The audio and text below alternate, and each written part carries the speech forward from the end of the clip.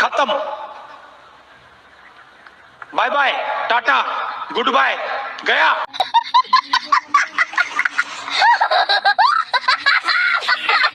तो गाइस एटुए आছিলে এটা সৰু শৰ্টস ভিডিও আৰু এই চেনেলটো মই নতুন খুলিছো আপোনালোকে